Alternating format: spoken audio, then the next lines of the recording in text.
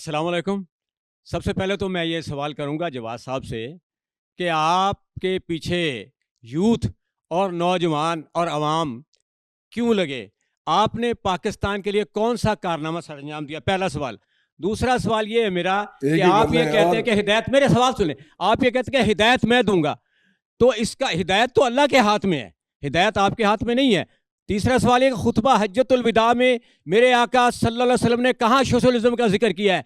कहाँ उन्होंने जनाब अली सोशलिस्ट का जिक्र किया है? ये इस सवाल का जवाब दें मुझे। यार ये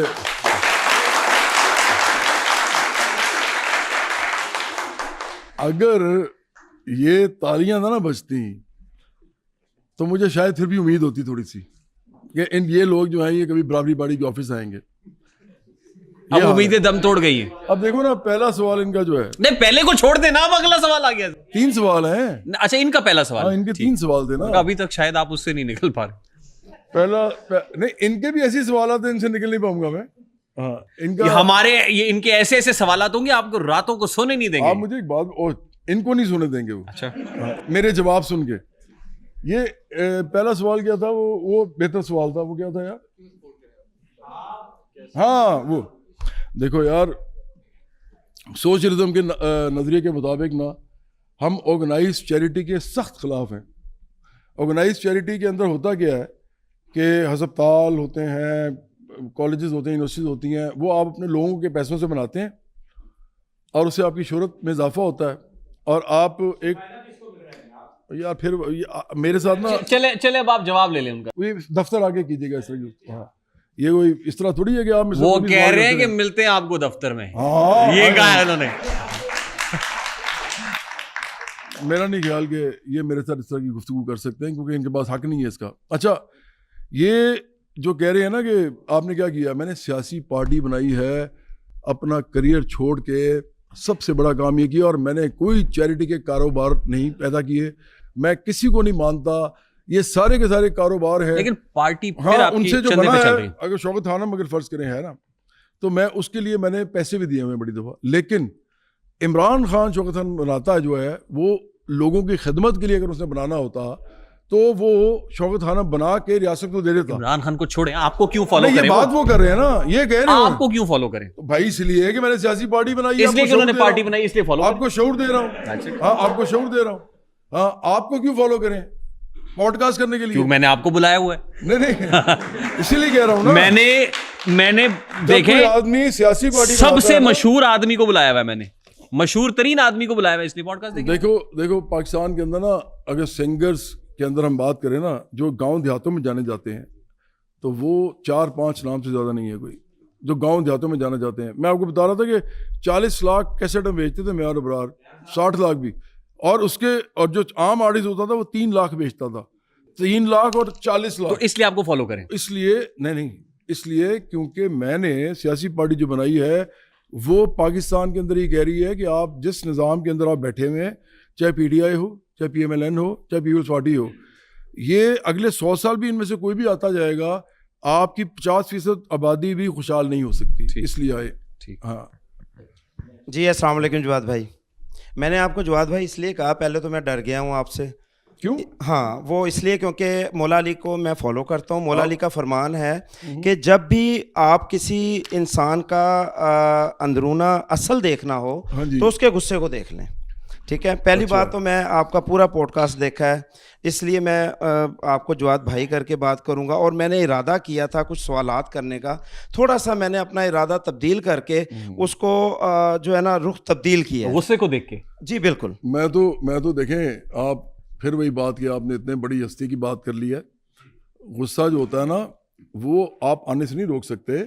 गुस्से में आप कोई गलत हरकत नहीं करते। हाँ, गुस्सा नहीं अच्छा सर, आपके रुक जाए। देखें, गुस्से के बगैर दुनिया में कभी कोई तब्दीली भी नहीं आ सकती। आपको गुस्सा होता है किस पे? इंसानों पे नहीं, निज़ाम पे। आपको गुस्सा किस पे होता है? जुल्म पे। आपको गुस्सा किस पे होता है? ऐसी चीज़ों से जिनसे इंसानों को गुमराह किया जाता है। तो इसलिए यार आप बस कर दें। आपकी भी सवाल, जिंदगी जो आपने गुजारी है ना, वो आपने बेकार ही गुजारी है। हाँ। अच्छा, वो जो मैं कह रहा था कि तो गुस्सा जो है ना मुझे है, गुस्सा मुझे होता है सर, सवाल लेकिन मैं करने किसी दें को कुछ मुझे। कहता नहीं हूँ। हाँ सर मैंने अभी सिर्फ बताया, आपको सवाल करने दीजिएगा। जी जी बताइए। अगर आप चाहते हैं कि छोटे छोटे सवाल हैं, इंशाल्लाह मैं बहस नहीं करूंगा, क्योंकि मेरा काम है आप तक सवाल को पहुंचाना जी जी बताइए। और आपका काम है ऑडियंस तक मेरे जवाब को पहुंचाना। हाँ, हाँ। आपका सवाल का जवाब सही है नहीं सही, वो तकरीबन ये ऑडियंस ही ठीक है, फैसला बिल्कुल करेगी। बिल्कुल ये फैसला सर करेगी। पहला सवाल ये है कि आपने कहा कि रियासत का कोई भी मजहब नहीं होता, जी। ठीक है, और एक तरफ आप कह रहे हैं ईरान जो है वो शिया रियासत है। मैं ये समझना चाहता हूं कि पहली बात आपकी ठीक थी, क्योंकि तजाद है दोनों बातों में। फिर इसका जो सबूत है वो ये है कि फ़लस्तीन के अंदर भी जो ईरान ने, पूरी दुनिया के अंदर मुस्लिम ममालिक थे, लेकिन ईरान जो है वो सरफ़हरिस्त रहा, उसने जो फ़लस्तीन है उसका साथ दिया, और ये आप भी जानते हैं। अब अगर वो शिया रियासत होता तो क्या मतलब, अगर वो देखता कि शिया ही, एक शिया के साथ शिया लड़ता या मुसलमान के साथ मुसलमान खड़ा होता, लेकिन यहाँ पे हमने देखा कि वो अगर शिया रियासत है तो क्या फ़लस्तीन शिया रियासत थी? एक पहला सवाल छोटा सा है, उसका आपने जो भी जवाब यार देना पहले होगा इसका दे जवाब ले दीजिएगा। लें, जी उसके जी। बाद अगले पे जाए ना, क्योंकि मैं पहले भी भूल गया था उनके सवाल सारे। देखें, रियासत का कोई मज़हब नहीं होना चाहिए, इसका मतलब ये था जब मैं कहता हूँ कि रियासत का कोई मज़हब नहीं होता, क्योंकि आप मज़हब उसका बनाने की कोशिश भी करेंगे तो हो नहीं सकता, मैं ये कह रहा था। लेकिन दूसरी तरफ लोग मजहबी रियासतें बनाते हैं, ये अब उनका मसला है, वो होती नहीं है एक्चुअली। उसके अंदर बहुत से लोग होते हैं, उनका अपना अपना मज़हब होता है, और जब आप मज़हब रियासत पे ठोंस देते हैं ना, तो आप किसी न किसी अक़लियत के ख़िलाफ़ ही जाते हैं, किसी न किसी अक़लियत के। एक बात मैं आपको बता दूं कि ये सबसे इंपॉर्टेंट बात है जो मैं सबको बताना चाहता हूँ। सियासत एक ऐसी चीज़ है जिसके अंदर दाखिल होने से पहले, आप उसके दायरे में दाखिल होने से पहले, मतलब सियासत के दायरे में दाखिल होने से पहले किसी भी सियासतदान को अपने मज़हब के दायरे से बाहर आना पड़ता है। आपने पॉलिटिकल साइंस पढ़ी है सर? यार वो मैं इनका तो जवाब नहीं, मैं उन्हीं की कंटिन्यूएशन है ना सर। क्योंकि नहीं, मुझे भी समझाइए ना। पॉलिटिकल साइंस आपने पढ़ी है? जी जी बिल्कुल पढ़ी है। नेचर ऑफ स्टेट 3 तरह की होती है। हमने तो being a political science student, मुझे लगता है नेचर ऑफ द स्टेट हमें जो पढ़ाई गई, या वो थियोक्रेटिक है, या वो सेकुलर है, या मॉडरेट है। ये तो नहीं, आपको किसने कहा ये तो कितने भी आप बना लें यार। ओ भाई, ये आप बात कर रहे हैं सेकुलरिज्म के हवाले से। नहीं, मैं सेकुलरिज्म की बात नहीं कर रहा, इसके मैं हवाले से कह रहा। थियोक्रेसी की बात भी कर रहा हूं। यार मैं वही, वो थियोक्रेटिक है, वो सेकुलर। थियोक्रेटिक स्टेट का मतलब यही होता है कि वो सेकुलर स्टेट नहीं है जी, और जो सेकुलर स्टेट है वो उसकी जिद है। फिर मॉडरेट भी और हो सकती है। दरमियान में वो जो मॉडरेट है, मॉडरेट भी असल में या तो सेकुलर है या वो, मैं उसको मिसाल देता हूँ, टर्की है। टर्की एक मॉडरेट रियासत है लेकिन उसका कॉन्स्टिट्यूशन सेकुलर है।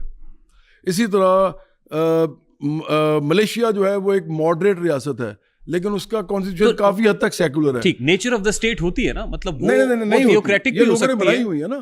स्टेट सिर्फ 2 किस्म की होती है सर, पॉलिटिकल फिलॉसफी कहती है ना ये। यार वो पॉलिटिकल फिलॉसफी नहीं वो कह गलत रही, है। वो किसी ऐसे इंसान ने बात की है जो मजहब के पॉइंट ऑफ व्यू से रियासत को एक्सप्लेन करने की कोशिश कर रहा है। वो तो सिंपल बात है, ये ऐसे है जैसे एक चाय होती है, मैं आपको मिसाल देता हूँ। एक चाय होती है, एक कॉफ़ी होती है, और एक चाय और कॉफ़ी का मिक्सचर होता है।